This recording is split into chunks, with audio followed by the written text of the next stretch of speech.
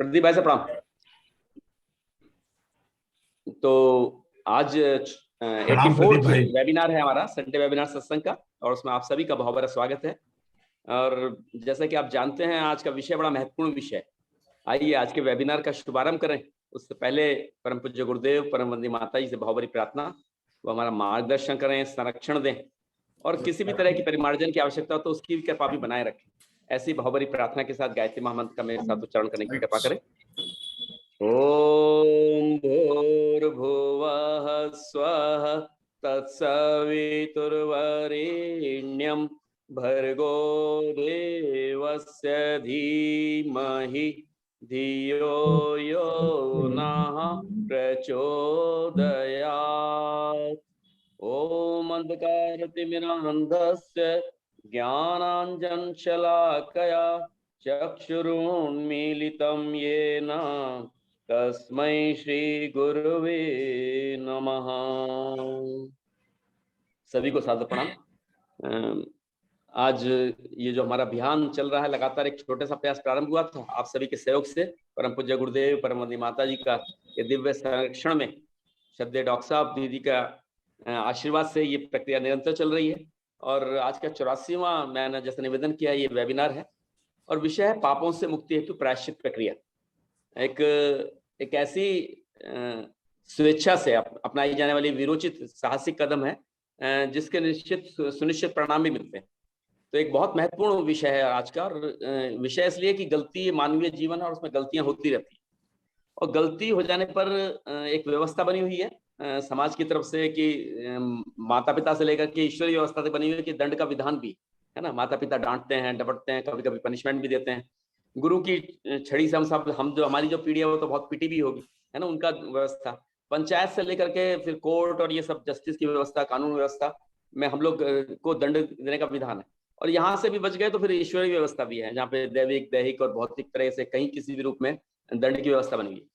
कभी कभी देख करके महसूस होता है कि दंड व्यवस्था कहीं ऐसी तो नहीं है कि भाई खून के बदले खून, दंड के किसी गलत काम किया तो उसका प्रतिशोध की प्रक्रिया जैसे दिखाई देती है। लेकिन मूलतः परम पूज्य गुरुदेव गायत्री महाविद्यालय में लिखते हैं कि ये प्रक्रिया ऐसी है कि इसमें इस तीव्र प्रक्रिया के द्वारा, इस दंड के विधान के द्वारा अंतःकरण को चौंकाया जाता है, चौंक जाता है ना। उसे लगता है कि गलतियों का आभास होता है, चित्त फिर पीछे मुड़ करके देखता है। तो ये बड़ी महत्वपूर्ण प्रक्रिया है। और इस वहां पे फिर वो आगे लिखते हैं कि यदि ये प्रक्रिया स्वेच्छा से होने लगे, आदमी स्वयं मान ले कि वो जो दंड की प्रक्रिया के द्वारा तब कराया गया था, कानून के द्वारा कराया गया, ईश्वर के द्वारा कराया गया, किसी और परिस्थिति माता पिता के द्वारा कराया गया था, वो व्यवस्था यदि व्यक्ति स्वेच्छा से स्वीकार कर ले तो इस स्वेच्छा से स्वीकार किए जाने वाले तब को प्रायश्चित कहा जा सकता है। और ये बड़ी महत्वपूर्ण प्रक्रिया है। और अगर हम अपनी गलतियों का बोझ लेकर अपने कंधे पर डाल करके घूमते हैं तो ये प्रक्रिया बिल्कुल ऐसी है जैसे तेजाब का बड़ा कंटेनर हम अपने कंधे पर डालते रह के घूमते रहे, और जब जब छलकेगा तब तब कष्ट देगा, तब तब पीड़ा देगा। और हमारे जीवन में जो अशांति है, जो हम अपने जीवन लक्ष्य से डिस्ट्रैक्ट हो जाते हैं, उनके पीछे बहुत बड़ा कारण यही है कि हमारी जो गलतियां हैं उन्हें हम साथ लेकर के ढो रहे हैं। तो प्रश्न ये भी है कि क्या प्रारब्ध को, अपनी गलतियों को सुधारा जा सकता है? हम अपने जीवन को फिर से डिस्ट्रैक्ट होकर के फिर से नए रास्ते पर ला सकते हैं? क्या ऐसे उदाहरण है? तो उदाहरण देख करके तो पता लगता है कि भाई वाल्मीकि से लेकर के तुलसीदास जी, सूरदास जी और बहुत सारे अनेकों एग्जाम्पल हैं जिन्होंने अपने जीवन की प्रक्रिया को निकाल करके सही रास्ते पर लिया है। तो वर्तमान में भी हो सकता है, गायत्री महाविद्या के द्वारा पापों का शोधन हो सकता है। ये प्रक्रिया बड़ी महत्वपूर्ण प्रक्रिया है। इस विषय को समझने के लिए कि क्या हम अपने पापों का शोधन कर सकते हैं और फिर से आनंदमय जीवन जी सकते हैं, इस विषय का प्रतिपादन करने के लिए हमारे बीच में एक बहुत बड़ी शख्सियत हैं, हमारे ऑनरेबल स्पीकर श्री प्रदीप ढिंगरा जी। आप पेशे से तो वकील हैं, दिल्ली हाई कोर्ट में वकील कह सकते हैं, लेकिन आप एक बहुत बड़ी एक रेप्यूटेड उनकी अपनी पर्सनल लॉ फर्म है, ट्रेड एंड कॉर्पोरेट ज्यूरिस्ट, नई दिल्ली में काम है उनका। शिक्षा की दृष्टि से, अगर भौतिक दृष्टि से देखें तो वो MBA हैं, AICWA हैं और लॉ ग्रेजुएट हैं। ये भौतिक परिचय हो गया, लेकिन मूलतः परिचय उनका इस बात से है कि वो परम पूज्य गुरुदेव के साहित्य का उनका बड़ा गहन अध्ययन और बहुत बहुत अच्छे साधक हैं। जहां तक मेरे को पता चला है, उनके परिवार के अंदर गायत्री साधना बड़े पहले से चलती रही। उन्होंने स्वामी आनंद स्वामी जी का साहित्य बहुत बड़ी बड़ी गंभीरता से पढ़ा है। स्वामी शारदानंद प्रभु महाराज का साहित्य को बहुत पढ़ा है। प्रभु आशीष जी महाराज का साहित्य को भी उन्होंने बड़ी गंभीरता से पढ़ा है। और मूल जो उनका विषय रहा उसके अंदर गायत्री ही रहा। और वो गायत्री की जो उनकी अभिप्सा थी, उनकी जो चाहत थी, उनकी जो प्यास थी, उनको गुरुदेव के साहित्य के पास ले आई। और 2005 में गुरुदेव के साथ जुड़े और फिर उन्होंने गहन अध्ययन किया और उनकी पिपासा को शांत किया, और उसके माध्यम से फिर उस साहित्य के माध्यम से उन्हें जो जीवन सूत्र हाथ में लगे उससे लेकर के वो समाज के बीच में आए हैं, और इसमें अपने महत्वपूर्ण पदों पर काम करते हुए भी वो अपने इस महत्वपूर्ण अभियान को आगे बढ़ा रहे हैं। बहुत सारी जीवन को मेरे को जहाँ पता है कि उन्होंने जीवन को सुधारा है। जो लोग अपने डिस्ट्रैक्ट हो गए थे, अपनी गलतियों को ढोते ढोते उन्हें लगा था कि अब जीवन कुछ नहीं हो सकता, उनके जीवन को नए सिरे से नए लक्ष्य दिए, जीवन के यात्राओं के पड़ाव दिए, और वहां से उनके रास्ते को मोड़ दिया, और वो सभी लोग आज भौतिक और आध्यात्मिक क्षेत्र में अपनी सफल यात्राएं कर रहे हैं। तो ऐसा महान व्यक्तित्व तो हमारे बीच में है। मैं ज्यादा समय न लेते हुए उनसे भावभरी प्रार्थना करता हूँ, जो हमारी शंकाएं हैं, जो हमारे समाधान है पापों के विषय में, गलतियों के विषय में, उनको हम कैसे करके हटा करके अपने जीवन को जीवन लक्ष्य की तरफ, जीवन के गोलों की तरफ प्राप्त करने में बढ़ सकते हैं, इसका हमारा मार्गदर्शन करें। आदरणीय श्री प्रदीप डिंगरा जी का भावभरा आमंत्रण है आप हम सभी की तरफ से। आदरणीय भाई सभी को प्रणाम। इस विषय को शुरू करने से पहले मैं आप सब लोगों को एक छोटी सी ब्रीफ हिस्ट्री दूंगा कि इस टॉपिक पे मैं आया कैसे। तो मेरे नाना जी एकदम एक सिद्ध गायत्री के उपासक थे, गांव के नंबरदार थे। तो सुबह शाम में हवन संध्या पूरे परिवार को कराते थे, तो वहां से मुझे संस्कार पड़े। फिर बाद में घर में साहित्य रहता था कुछ, प्रभु आशीष जी महाराज का गायत्री पे ही उनकी किताबें थी, तो वो मेरे को कॉलेज के फर्स्ट ईयर में मिल गई अचानक। तो गायत्री का काफ़ी अच्छा उस वक्त प्रभाव पड़ा, और जर्नी एमलेस की वजह से थोड़ी सी गोल ओरिएंटेड हो गई।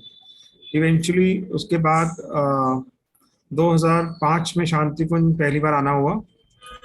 तो ऐसा होता है कि पिछले जन्म की कुछ छुटी हुई समस्याएं हमें पकड़ लेती हैं। अब वो समस्याएं तो सभी को पकड़ती हैं और वैसे भी रोटेशन में आती हैं, बट उसमें होता क्या है कि या तो समस्याएं हमें डिग्रेड कर देती है, मतलब, या फिर हमारा उसमें से उद्धार हो जाता है, मतलब हमारी प्रगति हो जाती है। वो समस्याएं तो सबको आती है, बट वो उसके बाद वो समस्याओं में से क्या ज्ञान, कर्म और अनुभव का रास्ता हम निकालते हैं। तो मेरे साथ भी कुछ ऐसा ही हुआ अचानक से कि जैसे ही मैं चीफ फाइनेंशियल कंट्रोलर था MBA ICAA करके, जैसे ही मैंने लॉ करी तो एक प्रॉपर्टी कोई ले रहा था हमारे डॉक्टर, वो बैकआउट हो गया लास्ट मिनट पे। तो मेरे घर के बड़ों ने वो मेरी और मेरी वाइफ के नाम ले ली। उसके बाद उसमें डिस्प्यूट या लिटिगेशन स्टार्ट हो गई। एनीवे मेरी को वो जॉब वॉब छोड़ के मैं खुद से ही उस फील्ड में शिफ्ट हो गया। ये सब डेस्टिनी वाइज होता है, इसमें कुछ नहीं है, 30 के आसपास की बात है। इस जर्नी में चलते चलते कुछ ऐसा समय आया जहाँ पे कुछ लाइफ इम्प्रिजनमेंट चीज़ों के समन्स हो गए मेरे और मेरी वाइफ के नाम पे। तो तब अंदर से भान तो था ही कि मैं आत्मा हूँ, और ये कोई भी सिचुएशन मेरे आसपास जो घट रही है वो फैक्ट सिचुएशन है, ये सब तो मेरे पराधीन है, मैं इन सबसे ऊपर हूँ। तो मैं उस टाइम पे 9 दिन तक लगातार घर में जो जला के कमरा बंद करके, खाना भी रूम में ही आया, मैं 9 दिन तक लगातार गायत्री जाप करने बैठ गया समस्या आते ही। और एक दो वांगमय पढ़े, ईश्वर विश्वास क्यों और कैसे, और इस तरह का एक और वांगमय था। तो 9 दिन में वापस से आत्मबल इकट्ठा हो गया। वो समस्या आई तो पूर्व जन्म के आधार पे उसने पकड़ लिया, और जैसे उसने पकड़ा तो फिर 9 दिन मैंने एकदम कमरा बंद करके अपना अनुष्ठान करा, मतलब कमरे से बाहर ही नहीं आया मैं 9 दिन। तो उसके बाद उस समस्या, वो किताब पढ़ने से और गायत्री अनुष्ठान करने से फिर से आत्मबल पैदा हुआ। अब वो करते करते या शांति कुंज में समस्या में आते आते मुझे गुरुदेव की 5-6 किताबें मिली। एक मिली बट ऑब्वियस है उनकी पूरी सीरीज है, जिसमें चंद्रायन कल्प साधना, आंतरिक कायाकल्प का सरल एवं सुनिश्चित विधान, स्वर्ग नरक की स्वचालित प्रक्रिया, गायत्री की ब्रह्मवर्चस्व विद्या, और एक वांगमय है प्रसुप्ति से जागृति की ओर। इन 5 किताबों में सेम ही चीज है और रिपीट है, बट उनके छोटे मोटे उनके लेवल अलग हो सकते हैं। तो जैसे ही वो बुक मिली तो मेरे को अपनी समस्या में से जैसे रास्ता मिल गया, क्योंकि बड़ी प्रॉब्लम दे रहा था। मैं तो गायत्री अनुष्ठान ही कर रहा था, लेकिन वो जैसे वो किताब मिली तो उसमें से रास्ता निकल गया। अब रास्ता निकलने के बाद जो लीगल फील्ड में असंभव होता है वो मेरे साथ हुआ, चमत्कार हुआ। हम लोगों ने हाईकोर्ट में मूव किया तो स्टे हो गया नीचे, उसके बाद वो क्वैश हो गई और सुप्रीम कोर्ट में हम जीत गए। तो मेरी समस्या इस पूरी जर्नी में बड़े आराम से उस पर्टिकुलर ज्ञान से आराम से क्लीन हो गई, और एक मिरेकल्स की दुनिया में मैं प्रवेश कर गया। अब इस चीज के अनुभव बहुत सारे लोगों पे जेलों में हुए। अब जेलों के हमारे पास फाइलें ऐसे आती थी कि हमारी गायत्री परिवार की दीदियां जाती हैं वहां मंत्र लेखन कराने। तो 2 या 3 इंस्टेंस बड़े प्रबल रहे, जिसमें एक लड़की देहरादून की जेल में फेक ड्रग के केस में बंद थी, जिसमें बेल नहीं होती। वो चमत्कारिक तरीके से, वो भी उसके साथ हमने काम किया, वो छूट गई। एक लड़की बिना फादर के थे दोनों। एक लड़की मर्डर केस में थी जयपुर जेल में, जो उसने किया नहीं था, उसको आजीवन कारावास हो गया था। उसके साथ भी हमने 1-1.5 साल काम किया ट्रायल में। और जैसे ही उसकी अपील लगाई, लीगल हिस्ट्री में आज तक ऐसा वो नहीं है, बट वो अपील लगाते ही पहली डेट पे उसकी सस्पेंशन हो गई। वो 20 साल बाद उसका केस आएगा, तब तक अब आराम से उसमें छुट गई, शादी भी हो गई, उसके बच्चे भी हो गए, गृहस्थ में सुखी हैं। तो ये सब अनुभव रहे। और उसके अलावा मेरे बहुत सारे क्लाइंट्स पे भी अनुभव रहे अपने प्रोफेशन में। तो बेसिकली एक तरह से मैं उस समस्या में से निकला इसलिए क्योंकि एक ये सेवा का मार्ग उसमें से शुरू हो गया। तो ये रही मेरी बैकग्राउंड इस पर्टिकुलर साहित्य को जीने की।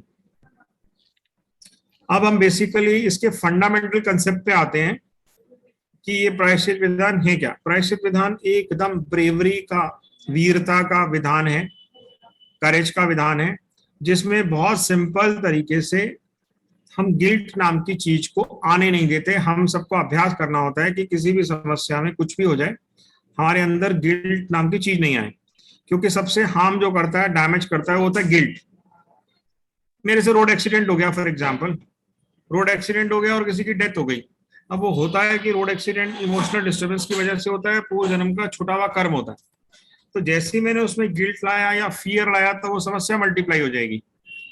तो सबसे पहला काम है कि हमें ये ज्ञान लेना कि हमें इस समस्या में गिल्ट नाम की चीज को आने नहीं देना। अब इस समस्या के 4 पड़ाव हैं जिनका गुरुदेव के साहित्य में विशेष वर्णन है। पहला इसका पड़ाव है कि अपनी आत्मकथा लिखना, ऑटोबायोग्राफी लिखना, सारी कंप्लीट, और उस समस्या तक आप पहुंचे क्यों। ऑटोबायोग्राफी लिखने के पीछे एक साइंस है। पहले 4 स्टेप्स बता देता हूं, फिर उनका वर्णन करता हूं। पहला हो गया ऑटोबायोग्राफी लिखना। दूसरा हो गया ऑटोबायोग्राफी को योग्य पात्रों के सामने खाली करना। ये एक आध्यात्मिक इलाज है, खाली करना एक आध्यात्मिक इलाज है, लेकिन ये सिर्फ योग्य पात्रों के सामने होना चाहिए। थर्ड इसका पड़ाव हो गया कि जहां पे गड्ढा खुदा या जहां पे मैं पेन में हूं, वहां पे मैं संकल्प धारण करने कि भविष्य में इन दुर्गुणों को मैं अपने अंदर नहीं आने दूंगा। भाई 5 ही दुर्गुण है इंसान के। एमलेसनेस है, मैं दिशा विहीन हूं, या फिर अहम, काम, क्रोध, लोभ, मोह, इनके कॉम्बिनेशन से ही घटनाएं घटती हैं। बहुत आराम से इनको आइडेंटिफाई करा जा सकता है कि मेरे अंदर मैं दिशा विहीन हूं, क्योंकि एमलेसनेस सबसे बड़ा क्राइम है। एक न्याय विशेषांक लिखा है गुरुदेव ने, जून 1942, अखंड ज्योति। उसमें पूरी की पूरी बात समझाई है कि धरती पे सबसे बड़ा क्राइम है कमजोर होना और उद्देश्यहीन होना। एमलेस हुए तो डिसिप्लिन नहीं है, और डिसिप्लिन नहीं है तो आप वीक पड़ गए तो आपका एक्सप्लॉइट होगा ही होगा।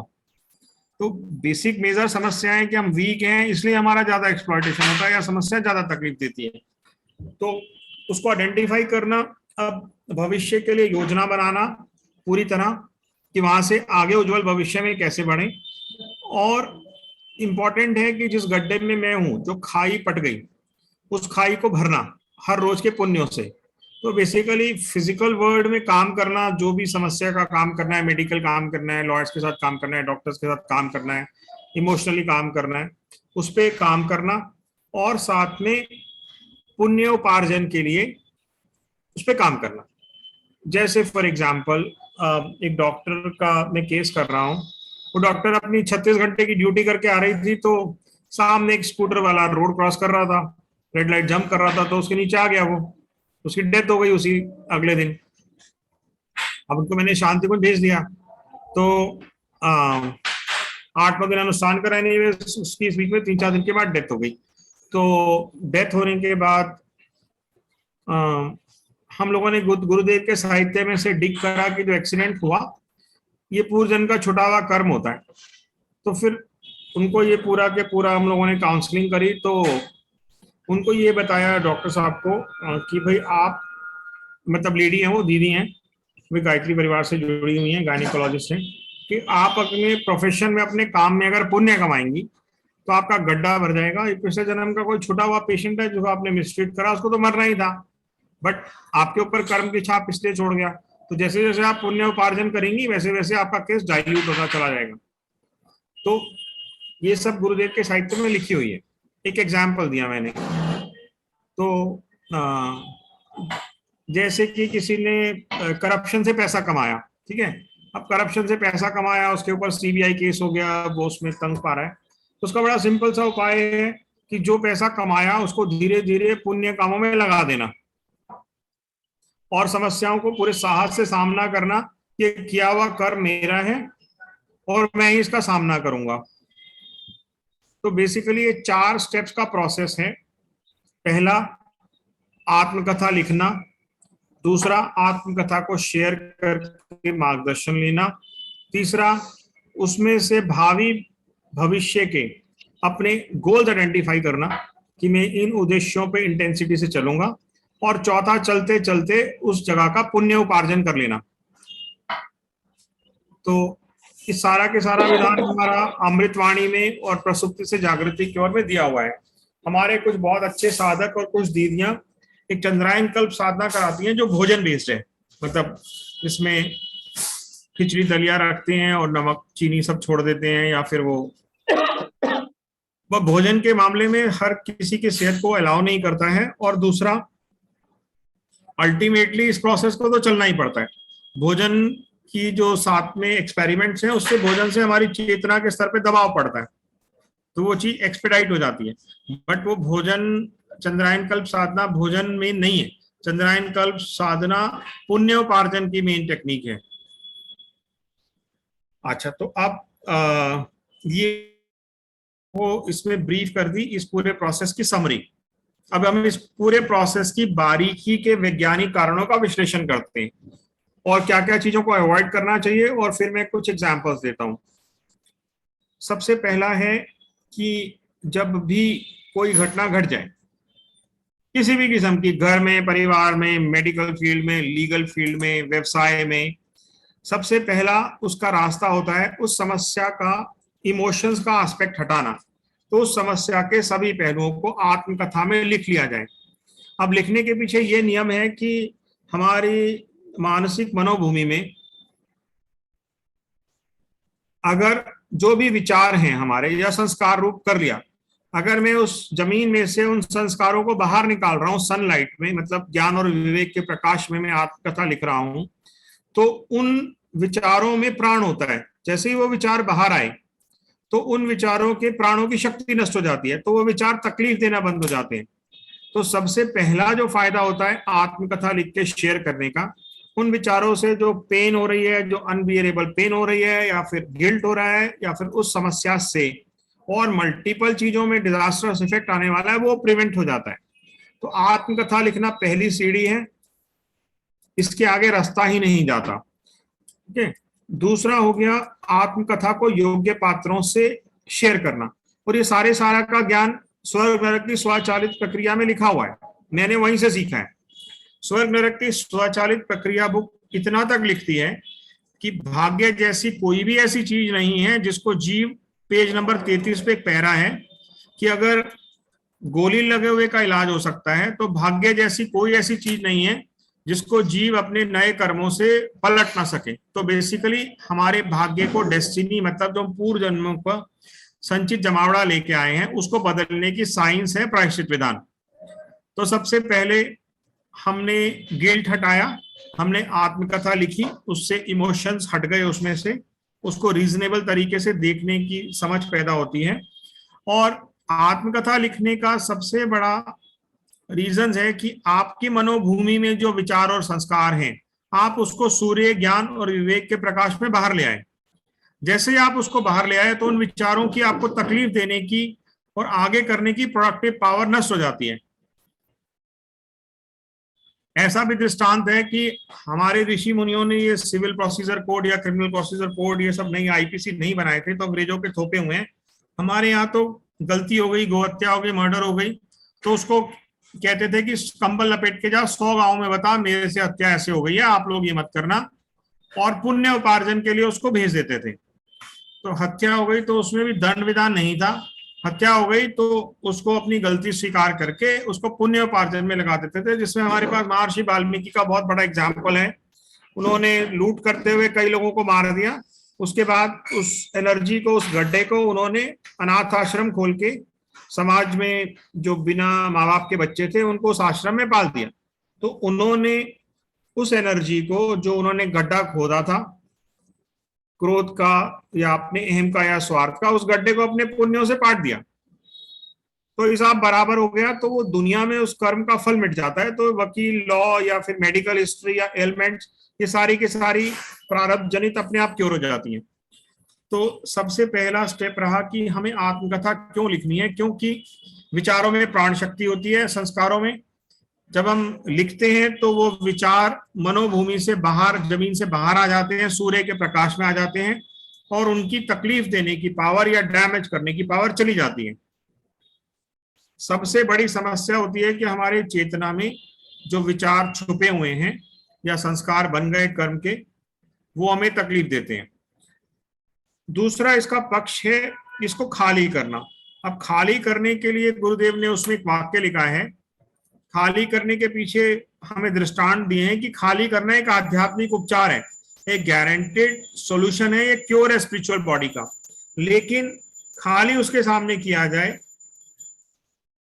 जो इसके लायक हो, संवेदना से आपको सुन सके और उपचार बता सके, आपकी बात डिस्क्लोज नहीं करे, आपको घृणा का पात्र नहीं बनाए। मान लिया मेरे से किसी का रेप हो गया फॉर एग्जाम्पल, ठीक है, मतलब हो गया, या मैं किसी ऐसे केस में फंस गया, तो अब मेरे को खाली उस इंसान के सामने करना है जो मेरी बातों को आराम से सुनने, पचा सके, और मेरी किसी भी चीज को क्षतिपूर्ति ना होने दे। और उसमें इतना तक लिखा है दृष्टांत, जब तक ऐसा इंसान नहीं मिले तब तक खाली करना नहीं ही उचित है। जो स्वर्ग नरक की स्वचालित प्रक्रिया में खाली करने के पीछे इतना लिखा है, और खाली करे बिना जर्नी जाती नहीं है। तो मेरे केस में मेरे साथ तो घटना घटी थी तो पूर्व जन्मों से बेस थी। तो मैंने तो आके हर विजिट में जितने भी लोग रहे और जितने भी लोग मेरे संपर्क में आए, जिनको मैं अपने से बड़ा समझता था, मैंने सबके सामने अपनी आत्मकथा खाली की। तो मैंने तो 50 या 100 बार ये आत्मकथा खाली करने वाला एक्सरसाइज करी। वो मेरा एरिया क्लीन हो गया। तो मैंने बचपन से लेकर सारी घटनाओं पे कई कई बार एक्सरसाइज करी कि कोई चेतना में संस्कार ही नहीं बचे। अभी मेरे को कोई भी घटना मेरी मेमोरी में बची नहीं है पुरानी, मुझे तो सामने बस उज्जवल भविष्य दिखता है। तो सबसे इंपॉर्टेंट इसमें है खाली करने के पीछे नियम और सिद्धांत। उसके लिए मेहनत करनी पड़ती है कि आप बड़ों को ढूंढो और उन पर विश्वास हो। हमारे शांति कुंज में कभी सभी वरिष्ठ परिजन इसके लिए ट्रेंड है। आप ढूंढो और जो भी कुछ हुआ बिना लाग लपेट के उसको पूरी तरह खाली कर दो। इसको निष्कासन तब बोलते हैं। क्रिश्चियंस में ये चीज बड़ी पॉपुलर है, जो कि पादरी के सामने पर्दा लगा के अपने आप को खाली करते हैं। तो वही सेम चीज है। मेरे पास मैट्रिमोनियल डिस्प्यूट्स गायत्री परिवार के रेफरेंस से बहुत ज्यादा आते हैं, जहां पे हमारी बहुत सारी दीदीज मेरे साथ हेल्प कराती हैं। क्योंकि मेरे पास जब कोई आता है तो मैं उसको कहता हूँ आत्मकथा लिख दे। वो लॉयर समझते हैं कि लॉयर है तो फिर आत्मकथा लिख देती है, क्योंकि वैसे भी लॉयर उसके बिना काम नहीं कर सकता। फिर आत्मकथा के लिए हम उसको गुरुदेव के साहित्य में से ये पढ़वाते हैं कि खाली करे बिना आगे जर्नी नहीं जाती। फिर मैं उनको 10-15 दीदीज के नंबर दे देता हूँ, क्योंकि फीमेल है, अननोन है, तो कंफर्टेबल रहेगी। तो उन दीदीज के सामने 3-4-5-7 दीदीज के सामने पूरी तरह अपनी आत्मकथा को खाली कर देती है। तो उस इमोशंस, पेन से वो बाहर आ जाती है जो उस वक्त वो हैं। जहां उसके सारे निर्णय गलत होते हैं, उसकी दिशा गलत होती, वो गिल्ट में होती या कुछ और होता। मतलब इस कदर तक मैं एक दीदी के साथ काम कर चुका हूँ जो एक बहुत बढ़िया साधक है, कि वो मैरिज से बाहर हस्बैंड ने बोला भाई मुझे तो दूसरी पसंद है, हमने तो शादी कर ली, मैं उसके साथ रहूंगा, तेरे को भी जो पसंद है तो उसको पति मान ले। तो उनका 5-10 साल ऐसा चलता रहा। इवेंचुअली उसकी शादी कहीं हो रही थी तो वो बड़ी पेन में आ गई और उनके पास ऑप्शन थे, भाई सुसाइड कर लूं या फिर मैं केसेस डाल दूं या फिर वही जो मेडिकल कोई प्रॉब्लम हो जाती है, चौथा प्रायश्चित का विधान था। तो उन्होंने मेरी बात सुनी। उसके बाद उन्होंने बड़ी हिम्मत दिखाई, अपनी घटनाएं एक एक शांति कुंज में वरिष्ठ परिजनों से शेयर करी, मेरे से भी शेयर करी ऑफ कोर्स। तो उसके बाद वो पुण्य उपार्जन में लग गई, उन्होंने काफी सारी चंद्रायन करी। अभी उनकी आत्मा में तेज और उनकी गृहस्थी और उनके बच्चे और उनका बिजनेस सब कुछ चमकदार है। मतलब ऐसा कि किसी को पास की कुछ हिस्ट्री का कुछ लेना देना नहीं है। तो ये जो एग्जाम्पल्स हैं ये गुरुदेव के साहित्य की वजह से ही संभव है। तो मैंने आपको एक एग्जाम्पल देके बताया। तो खाली करने के लिए विधान है, खाली करने के लिए पात्रता योग्यता बहुत जरूरी है और उसको देखना बहुत जरूरी है। खाली करने के बाद हम थर्ड फेज में आते हैं, गोल मेकिंग, उज्जवल भविष्य। इस जर्नी से हमारे को अंदर घटनाओं का आगे डैमेज रुक जाता है, घटनाओं में से पेन निकल जाती है, हमारे इमोशन स्टेबलाइज हो जाते हैं। दो कड़ी के बिना थर्ड कड़ी आती नहीं है किसी की पेन में। थर्ड फेज होता है उसके भावी और उज्जवल भविष्य के लिए गोल बनाने। अब टाइम बाउंड गोल बनाने इसलिए जरूरी है क्योंकि किसी भी जीव की energy return time bound goals के बिना, लिखे हुए कुछ टाइम के साथ उद्देश्य रखे हुए, उसके बिना उसकी एनर्जी कंसंट्रेट होती नहीं है। तो बिखरी हुई एनर्जी कुछ नए उद्देश्य पा ही नहीं पाएगी, नए विचारों को समा ही नहीं पाएगी। तो हम लोग उसके गायत्री अनुष्ठान के लक्ष्य, उसके काम में एक्सपेंशन के लक्ष्य, उसको क्या क्या पुस्तकें पढ़नी है उसके लक्ष्य, हर काम को करने के लिए उसको अपने अंदर रिवॉर्ड डालना है, सेलिब्रेशंस डालनी है, एंटरटेनमेंट डालना है। क्योंकि किसी भी लक्ष्य को जब तक उसको एकदम डायनेमिक, एनर्जेटिक और एक्साइटिंग नहीं बनाओगे तो उसमें मन लगेगा ही नहीं। मैंने किसी को बोला ठीक है आपको 5 लाख मंत्र का अनुष्ठान करना है, उसके बाद उसके साथ उसमें कैरियर का प्रोग्रेस, ठीक है, कि आप अपने कैरियर पे ध्यान दो, समस्या धीरे धीरे निपट जाएगी अपने आप। कैरियर की प्रोग्रेस, गायत्री का अनुष्ठान, कुछ पुस्तकें गुरुदेव की हैं जो सबसे इंपॉर्टेंट है इसमें, तेजस्विता, मनस्विता, प्रखरता, वांगमय 57, जिसमें पूरे विश्व का साहस लपेट दिया गया है। तो उस किताब को इस पूरे प्रोसेस में पढ़ने से जीव का अद्भुत साहस और शौर्य चमकता है। उसमें इतना तक लिखा है कि भाई समस्याएं उसकी निपटती हैं जो कहती हैं आओ समस्याएं, तुम मेरा ही किया हुआ कर्म हो और मैं तुम्हें भोगने को तैयार हूं, मैं तुम्हें भुगतने को तैयार हूं। तो उसी जीव की समस्याएं गायब होती हैं जो ये कहने को तैयार हो कि ये जो कर्म है ये मेरा है और मैं इसको भुगतने को तैयार हूं। इस पूरे प्रोसेस में हम लोग स्वामी विवेकानंद का एक आर्टिकल यूज करते हैं जो कि बहुत इजीली नेट पे डाउनलोडेबल है। उसका नाम है work and it's secret, 4 page का आर्टिकल है। वो आर्टिकल ये बताता है कि सबसे पहला समस्या का समाधान है कि आप इस यूनिवर्स में जो अनुभव कर रहे हो उसकी जिम्मेदारी खुद पे लो। मतलब इस सोच को करना जिसको बोलते हैं हम आत्म सुधार ही सबसे बड़ी सेवा है। ये मैं उज्जवल भविष्य के गोल मेकिंग में बता रहा हूं कि क्या क्या विचारों में परिवर्तन लाना पड़ता है, जिसके ऊपर काम करना है हमें। स्वामी विवेकानंद का आर्टिकल बोलता है कि अगर तुम्हें समस्या का समाधान चाहिए तो सबसे पहला कि आप जिस यूनिवर्स को आप एक्सपीरियंस कर रहे हो उसके लिए आप रिस्पॉन्सिबल हो। इस धरती पे आपको जो एहसास हो रहा है उसके लिए आपकी जिम्मेदारी, आपसे बाहर थर्ड पर्सन कोई रिस्पॉन्सिबल ही नहीं है। उसमें इतना तक लिखा है कि whether you are burn into ashes और turn into pieces, never never never blame on anybody else. तो आपको सबसे पहला काम करना होता है जो चीज आप इस यूनिवर्स में अनुभव कर रहे हो उसकी जिम्मेदारी खुद पे लेना। मेरे से बाहर थर्ड पर्सन कोई रिस्पॉन्सिबल ही नहीं है।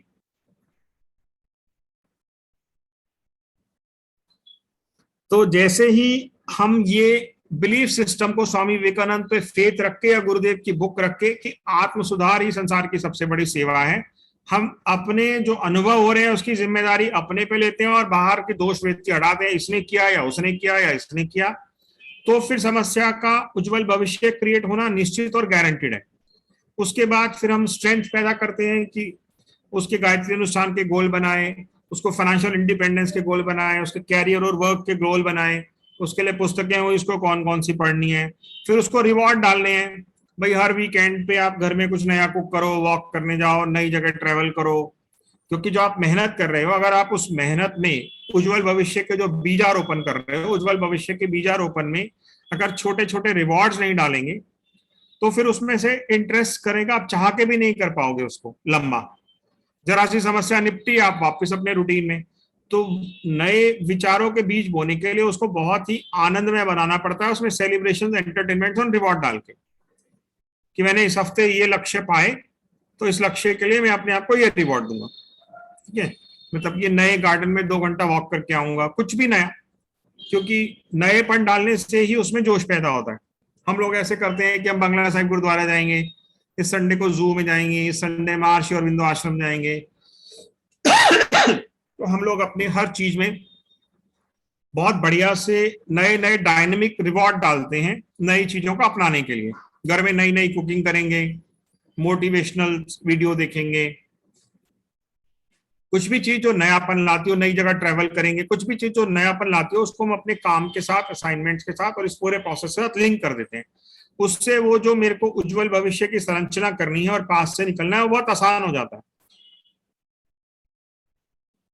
चौथा इसका लंबा उपाय है, जो लंबी समस्याएं होती हैं, कोई इंसान जेल में है या मेडिकल प्रॉब्लम्स में है या कुछ डैमेज हो गया, उसमें पुण्य उपार्जन है, जिसमें हर हफ्ते गोल्स बना के पूरी शक्तियों को आनंदमय तरीके से पुण्य का उपार्जन करा जाता है। मेरा रोड एक्सीडेंट हो गया तो मेरा उसका अलग है, मेरे अगर कुछ किस एरिया में काम है उस एरिया में मैं पुण्य उपार्जन करता हूं, जिसका विधान अमृतवाणी में भी है और इसमें भी है। तो जैसे जैसे आप जिस भी काम में हैं उसमें आप पुण्य उपार्जन करना शुरू करते हैं कॉन्शियसली, अपने आप वैसी घटनाएं घटती हैं। जैसे जैसे पुण्य और शक्तियों का प्रताप बढ़ता जाता है वो समस्या पूरी तरह गायब होती है। एक दिन इस पूरे प्रोसेस में चल के ऐसा दिन आता है कि वो जो आपने गड्ढा खोदा था जिसमें कांटे पड़े हुए थे आपके पूर्वजन्म के बोए और उस कांटों में आप करा रहे थे, वो गड्ढा पुण्यों से भर जाता है, ऊपर वापस घास उग जाती है। दुनिया में किस सबकी मेमोरी से वो चीज नष्ट हो जाती है, कोई जान ही नहीं सकता कि आप इतनी बड़ी भयंकर समस्या में से निकले हो। मतलब ये मेरा आत्म अनुभव भी है और बहुत सारे लोगों के अनुभव हैं, मतलब जिनके ऊपर मैं चला हूं पिछले 15 सालों में इन चीजों पे।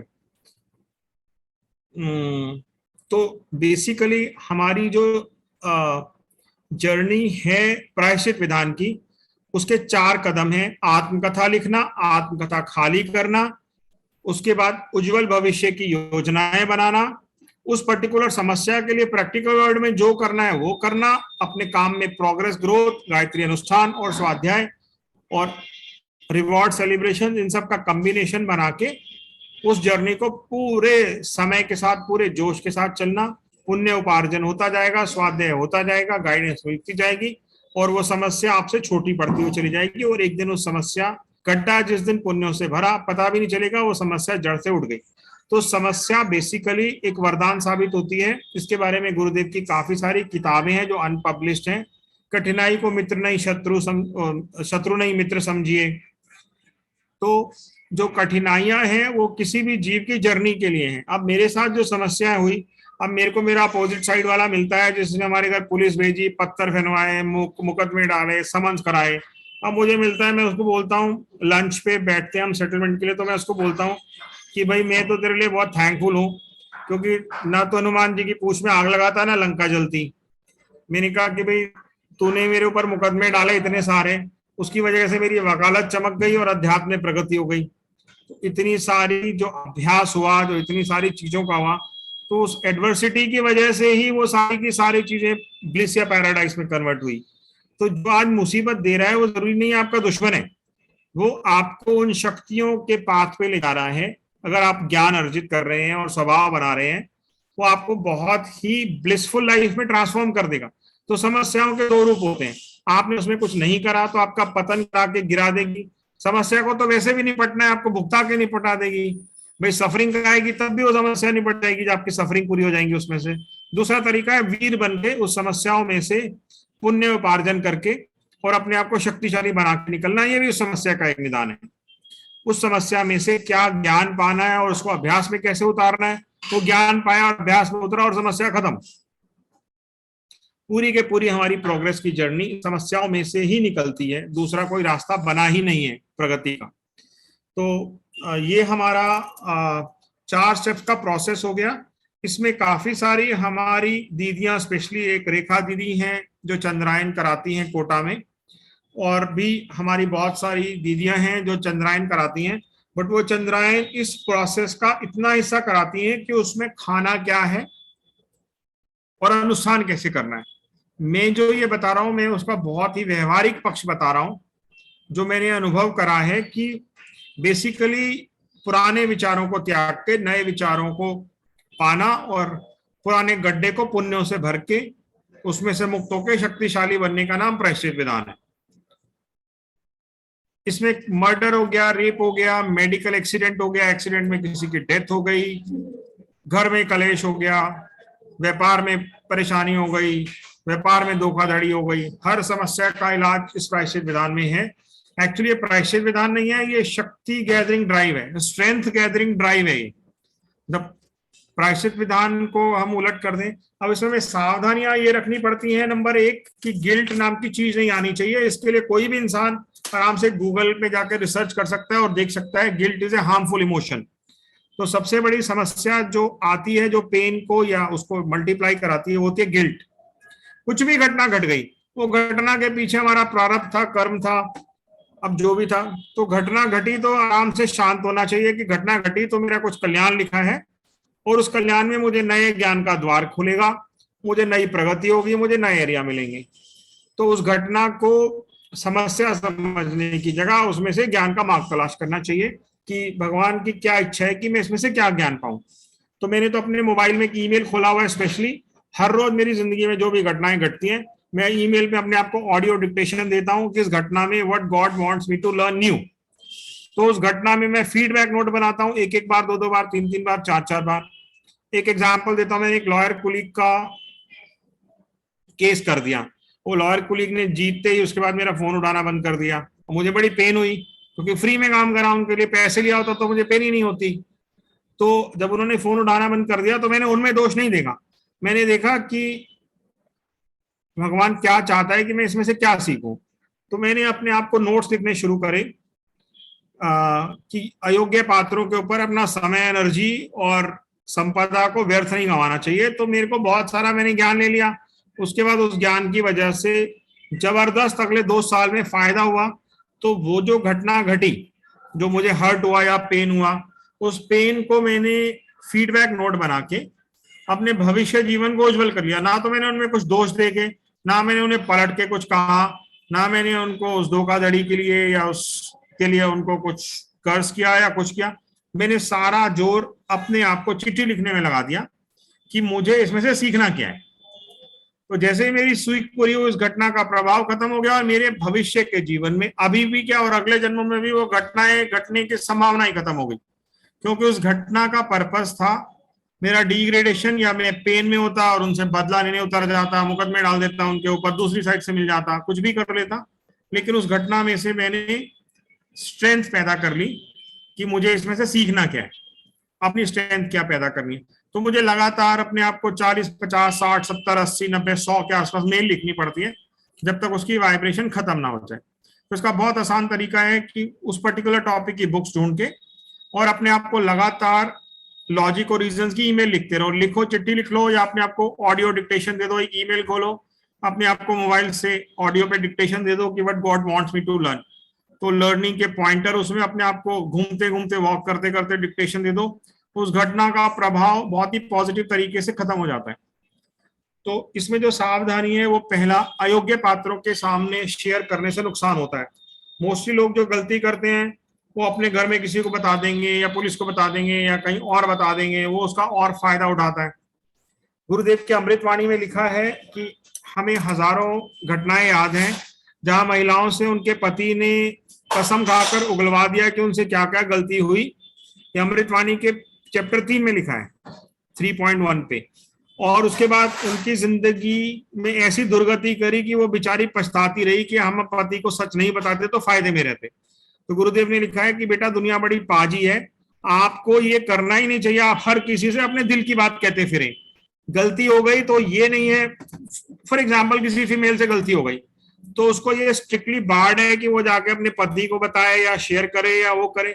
उसका सिंपल उपाय है, जो आध्यात्मिक क्षेत्र में लोग हैं जिनसे नुकसान होने की संभावना नहीं है, उनके साथ शेयर करें, उस घटना का प्रायश्चित करें, उस घटना का ज्ञान पाए, उसका संस्कार विलुप्त, जैसे मैंने आपको एक एग्जाम्पल बताया, और उसके बाद उस घटना का पूरा इंपैक्ट खत्म। तो वो जो घटना है वो प्रगति का कारण बनी।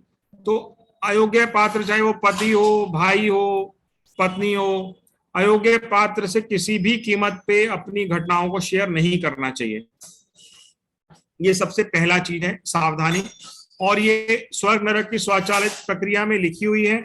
दूसरी सबसे इंपॉर्टेंट चीज है, गिल्ट नाम की चीज नहीं आने देना। गिल्ट एक हार्मफुल इमोशन है जो पूरी तरह से हमारी एनर्जी को सक कर देता है। तीसरी चीज है उज्जवल भविष्य की योजनाएं बनाना और किसी काम पे लग देना। इसमें सिंपल सी बात है कि स्वामी विवेकानंद का एक आर्टिकल है जो बताता है कि बहती हुई नदी में तो कूड़ा भी बह जाता है और रुके हुए तालाब में फूल और अगरबत्ती भी स्टिंक करने लगती है। तो हम किसी समस्या को लेकर कर्महीन हो जाएं, काम भी छोड़ दें, घर में बैठे रहें, तो वो समस्या तालाब की तरह हो जाएगी जिसमें हर चीज दुर्गंध पैदा कर देगी। तो सबसे इंपॉर्टेंट थर्ड प्रिंसिपल है कि जब कोई समस्या आए तो अपने कर्मों की कर्मठता की गति को मल्टीप्लाई कर दिया जाए, अपने उद्देश्य बना के उसमें आप रेस्ट भी करो, आप रिवॉर्ड्स भी लो, आप सेलिब्रेशन भी लो, आप आउटिंग्स भी करो, आप गायत्री अनुष्ठान भी करो, आप स्वाध्याय भी करो और अपने 8-10 घंटे काम पे भी लगाओ। तो उसमें सिंपल है कि उस घटना में आपको रुका हुआ तालाब नहीं बन जाना। चौथा है कि गाइड तलाश करके, अच्छे गाइड्स तलाश करके जो हमारे शांति गुण से जुड़े हुए सभी लोगों को निष्कासन तप के बारे में बहुत बढ़िया से अभ्यास है, उसको इमीडिएटली उसको शेयर करना। और इन 4 स्टेप्स के बाद कोई समस्या ऐसी नहीं है जो नहीं हो सके। अब मैं कुछ एक्सपीरियंसेस शेयर करता हूं जो इस प्रोसेस में मैंने अंडर की। एक क्लाइंट है मेरे जिनके ऊपर फॉर्जरी की एलिगेशन लगी, चार्जशीट में फॉर्जरी थी और सिग्नेचर में फॉर्जरी थी। उन्होंने मेरे साथ कुछ दिन बैठ के, बुजुर्ग थे तो उन्होंने सब सुना होना ये सब चीजें। तो ऐसा आज तक इतिहास में नहीं हुआ कि चार्जशीट फाइल हो और फॉर्जरी की एफएसएल रिपोर्ट अगेंस्ट हो, उसके बावजूद सुप्रीम कोर्ट में उनका केस झटके में क्वैश हो गया, एफआईआर जड़ से उखड़ गई, क्योंकि उन्होंने मेरे साथ इस पे काम किया। जो मर्डर केस में हमारी एक दीदी थी जो गायत्री परिवार से जुड़ी हैं, वो अपने 3-4 लोगों के साथ खाटू श्याम की यात्रा पे गई थी। रास्ते में एक लड़का दरवाजा बंद करके पंखे पे लटक गया। जब होटल में रुके वो बंद करके, बंद दरवाजा था और बंद दरवाजे में उसने फांसी खा ली। उसमें किसी का दोष तो है नहीं। अब वो गांव का था तो गांव के लोगों ने जब उसकी क्रिमेशन करी तो बड़ी बेइज्जती हुई, तो उन्होंने मिल मिला के उसमें मर्डर की केस करा दिया कि इन सब ने मिलकर टांगा इसको। और वो मर्डर के केस में जज ने कन्विक्ट भी कर दिया लड़की को। तो ये सब पूर्व जन्म की घटनाएं होती हैं। मतलब उस लड़के को तो मरना ही था, वो अंदर से दरवाजा बंद है तो बाहर से मारने की कोई गुंजाइश ही नहीं है। तो उसके साथ हमने इस प्रोसेस पे काम किया, मंत्र लेखन कराया और उसको ये सारी किताबें दी। अपील में, सस्पेंशन में, पहली डेट में उसको कोर्ट ने बाहर छोड़ दिया, जो लीगल फील्ड में असंभव है। मेरे पास ऑर्डर शीट है दिखाने के लिए, ऑफिस से मैं नाम शेयर नहीं कर सकता क्योंकि प्रायश्चित विधान में बाढ़ है। उसके बाद एक देहरादून में एक किसी गरीब घर से लड़की थी, वो किसी फैक्ट्री में काम करती थी। उसकी फैक्ट्री वालों ने लाइसेंस, फैक्ट्री वाले ने बाहर की किसी कंपनी को लाइसेंस पे दे दिया। उसको बाहर से पैसे आ रहे थे, उसने एग्रीमेंट करा, 2-3 लाख रुपए में अपनी फैक्ट्री दे दी उसको। अब वो लोग थे ड्रग सप्लायर, उसको तो 2-3 लाख रुपए देते थे ऑनर के। बाहर में उन्होंने सब नकली नाम रखे हुए थे, तो उनकी कोई ड्रग की खेप पकड़ी गई। अब यहाँ पे वो, यहाँ उसका मालिक और ये लड़की मैनेजर जो गरीब घर से थी, एमबीए पास थी, तो एनडीपीएस वालों ने उनको धर लिया, स्टेटमेंट लिखवा लिया। अब इसमें कोई छूटने की गुंजाइश नहीं होती। तो हम लोग स्पेशली देहरादून की जेल में गए, उससे मिले और उसको ये सारा विधान बताया और हमने उसकी बेल वेल की अपील लगा दी, क्योंकि हम समझते हैं कि प्रायश्चित विधान पे किसी ने काम कर लिया तो लॉ के ऊपर रहेगा। तो सरप्राइजिंगली हम उसे पहले लगाते चार्जशीट के वक्त उसका केस पेश हुआ और जज ने उसके चार्जेस ड्रॉप कर दिए और उसको उसी दिन ही बरी कर दिया। मतलब हम इससे पहले उसकी बेल लगाते, उसके पहले ही वो लड़की, उससे पहले ही चार्जशीट के वक्त वो हो गई, बरी हो गई। चार्जशीट के वक्त जज ने खुद से ही बरी कर दिया उसको, डिस्पाइट की लड़की का कन्फेशन था जो कि एनडीपीसी एक्ट में बाढ़ है। तो इसके अलावा जो मैट्रिमोनियल्स में समस्याएं आती हैं, प्रायश्चित विधान में एक और बात जाननी होती है कि हर एक समस्या के पीछे कोई पाप नहीं होता। समस्या के पीछे हमारे गुरुदेव की न्याय विशेषांक है। सारी समस्याओं के पीछे सबसे बड़ा कारण होता है कमजोरी, वीकनेस। उसमें आर्टिकल लिखा हुआ है कि भेड़ की ऊन लेने का सबका मन करता है और शेरनी का दूध कोई नहीं लेता।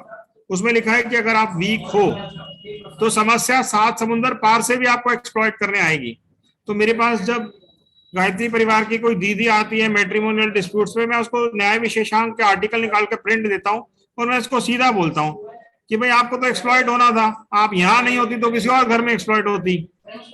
एक्सप्लॉइट करने वाले में दोष क्यों ढूंढ रही हैं? आपने क्या शक्तियों का संग्रह करा अपने अंदर, अपने आप को फाइनेंशियली इंडिपेंडेंट रखा, एजुकेशन ली, अपने आप को चारों साइड से कर्मशील रखा, शक्तिशाली रखा। आप तो डिपेंडेंट हो गई है किसी के ऊपर, किसी एक डिफेक्टिव गोल के ऊपर या डिफेक्टिव पति के ऊपर, तो आपको तो एक्सप्लॉइट होना ही था।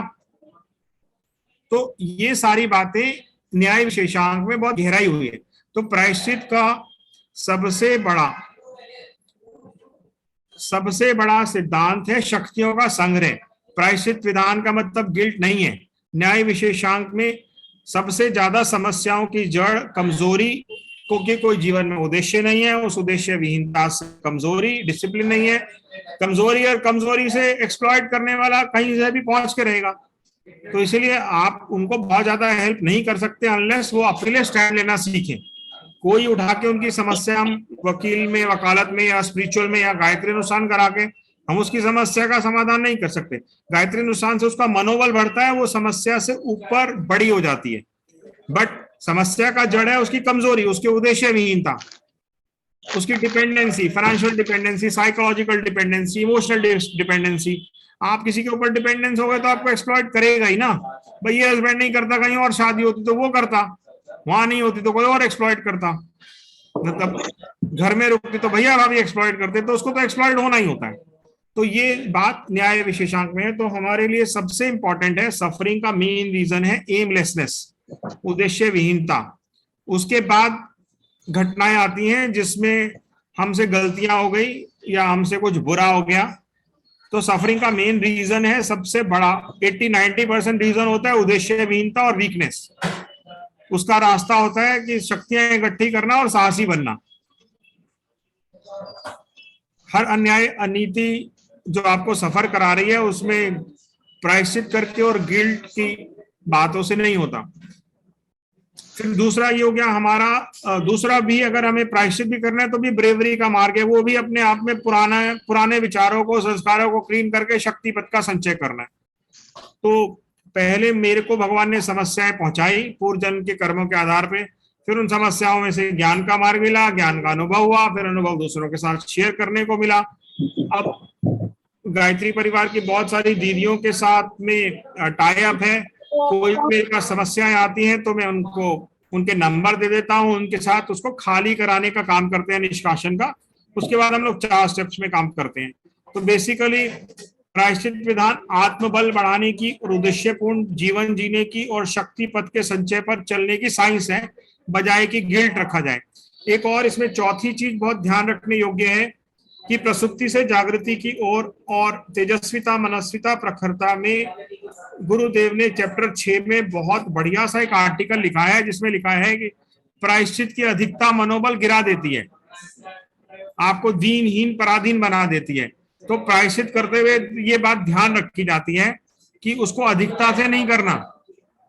तो हम लोग किसी को प्रायश्चित विधान बताते हैं तो हम लोग उसको चार्ट बना के देते हैं कि एक हफ्ता तो प्रायश्चित करना, बट उसके अगला हफ्ता ब्रेवरी का और अपने आप को अच्छा अच्छा लिखना, ब्रेवरी और करेज की बातें करना, तो महानों किताबें पढ़ना। तो हम अगर हम उसको चार महीने का प्लान बना के देंगे तो 4 महीने के हम लोग 16 वीक्स में से उसको कहेंगे कि अल्टरनेट वीक्स पे आपको वो करना है। एक वीक में आपको प्रायश्चित विधान के ऊपर काम करना है और दूसरे वीक में आपको पुण्य उपार्जन और करेज पे काम करना है। तो प्रायश्चित की अधिकता हीन भावना पैदा करके आप लोग को कमजोर बना देती है। तो प्रायश्चित की अधिकता भी एक बहुत बड़ी सावधानी है। तो गिल्ट की सावधानी कि गिल्ट नहीं आने पाए, प्रायश्चित की अधिकता की सावधानी, अयोग्य पात्रों के सामने शेयर नहीं करना और अकर्मण्य होना, ये चारों चीजें। और हर चीज को पापों को मान लेना, हर चीज पाप नहीं है, हर चीज आपकी वीकनेस है। आपसे स्ट्रॉन्ग लोग, क्रुक, डिसीटफुल लोग हैं, आपको एक्सप्लॉइट करने के लिए घूम रहे हैं, आप एक्सप्लॉइट हो रहे हो, तो उसका मतलब प्रायश्चित विधान से सोल्यूशन नहीं निकलेगा। उसका प्रायश्चित विधान का ही मतलब है कि आपको शक्तिशाली बनना है।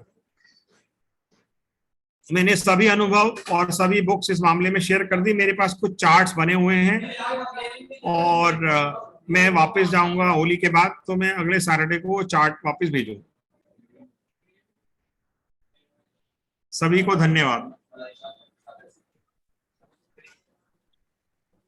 एक्सलेंट, बिल्कुल, मैं तो उसमें एक ही शब्द कह सकता हूँ, अद्भुत है। आशुतोष भाई, हम कुछ अनम्यूट कर दें, कुछ लोगों की जिज्ञासा हो तो उन जिज्ञासा का समाधान। जी, अगर किन्हीं के पास कोई प्रश्न हो। हाँ, आप अपने आप को अनम्यूट कर लीजिए।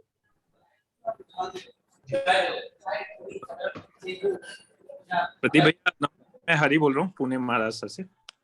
हाँ जी भैया, प्रणाम। हाँ प्रणाम भैया। भैया बहुत अच्छा लगा, आधा ही सेशन अटेंड कर पाया, लेकिन it was really informative, wonderful.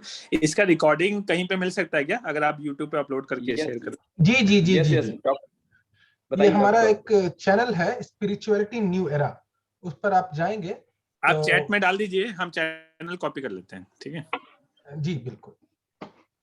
जी भैया, प्रणाम। हाँ जी भैया, प्रणाम, बताएं।